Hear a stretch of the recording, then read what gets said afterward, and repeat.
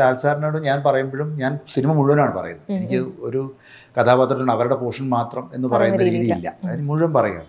അപ്പോൾ ഇത് മുഴുവൻ പറയുമ്പോൾ ആദ്യം മുതലേ പറയുന്ന സമയത്ത് തന്നെ എനിക്ക് തോന്നുന്നു ഈ ഡാനിയലിൻ്റെ ഷെയ്ഡ്സ് കുറേയൊക്കെ ജമാൽ ഖഷോഗിയുടെ ഷെയ്ഡ്സ് ഉണ്ട്, പിന്നെ അലക്സി നവാലിൻ്റെ ഷെയ്ഡ്സ്. ഇപ്പം ഇതെല്ലാം ലാൽ സാർ എന്നോട് പറയുകയാണ്, ഇത് അവരുമായിട്ട് ബന്ധമുണ്ടല്ലേ. ഞാൻ പറഞ്ഞു സാർ അതാണ് സാർ, കറക്റ്റാണ്. അപ്പം ആ എയർപോർട്ടിലെ സീക്വൻസ് എത്തിയപ്പോഴേക്കും ഇത് കിം ജോങ് ഉന്നിൻ്റെ ബ്രദറിന് സംഭവിച്ച സംഭവം അത് തന്നെയാണ് സാർ.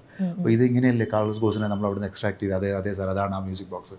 ഇതെല്ലാം സാർ എന്നോട് ചോദിക്കുകയാണ്. അപ്പോൾ എനിക്ക് മനസ്സിലായി സാർ എത്രത്തോളം അവെയറാണ് എന്ന് പറഞ്ഞ് റഹീമിൻ്റെ പോർഷനിലേക്ക് എത്തി കഴിഞ്ഞ് ആ ഒരു ക്രൂഷ്യൽ മൊമെൻ്റ് എത്തിക്കഴിഞ്ഞപ്പോഴേക്കും എനിക്ക് സംശയം ഉണ്ടായിരുന്നു സാറിനത്.